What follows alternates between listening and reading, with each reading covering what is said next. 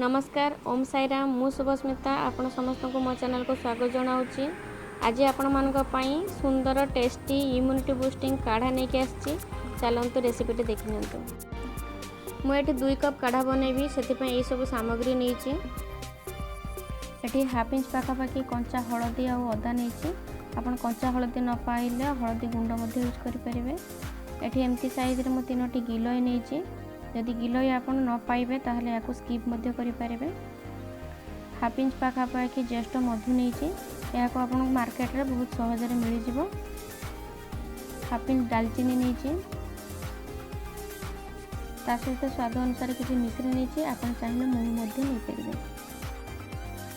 5 ରୁ 6टी लवंग और गोलमरीच नहीं। ता सहित ये 2टी तेजपत्र नहीं। गोटे बेलपत्र 3टी पाखुड़ा एमती नहीं। 10 ରୁ 12टी तुलसी पत्र नहीं। प्रथम गैस ऑन करी गोटे पैन बसई नौ। बर्तमान आपन जेतिकी काढ़ा बनाबे तार डबल क्वांटिटी पानी देबे। मुझे कप रे 2 कप काढ़ा बनाइबा जाऊँगी से मुझे 4 कप पानी नहीं। तो प्रथम पानी को टिके बॉयल होगापी देवे। ए 2टी तेजपत्र को धोई करके एमती छिड़े पकईदेवे। मो पाखे एमती स्टोन रो मिक्सी अच्छी। एथिरे मु सबतक इनग्रेडिएंट गुड को देदेवी। मिश्री आ बेलपत्र को पछरे देवे। बाकी इनग्रेडिएंट गुड को एथिरे देकी याको दर छेचा करनेबे। आपन पाखरे जेमिति भी मिक्सी थिबो से अनुसार सेथिरे देकी एमिति छेची करके दर छेचा करनेबे। देखि पारुथिबे मोर भी सब मिश्रण गुड को दर छेचा हो गलानी। मु एबे याको फुटुथिबा पानी मध्य रे दे देबे। एबे मिश्री को छेची नेबे। ता सहित बेलपत्र को एमती हाथ में छिड़े अल्प टिके छेची नेबे।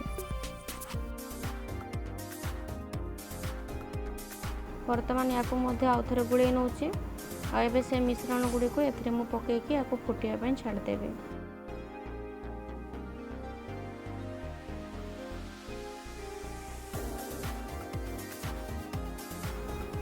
एथिरे मु स्वाद अनुसार टिके बीट लूण पकेइछि। बर्तमान याको भल भाव में मिक्स कर नौचे।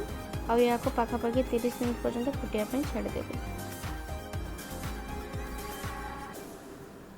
याको मझे मझे एमती मिक्स कर नौथिबे। देखंतु मोर पानी केते थिला केते कमी गलानी। पाखापाखि अधा मोर रिड्यूस हो गलानी। बर्तमान याको स्ट्रेन कर नेबे। तो आमर सुपर टेस्टी काढ़ा रेडी अछि।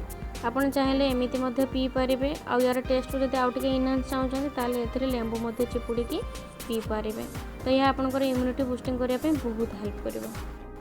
जदि आपनको काढ़ा रेसिपी पसंद आस्ता है ताले लाइक करिवे, शेयर करिवे और मो चैनल को सब्सक्राइब करिवे। धन्यवाद।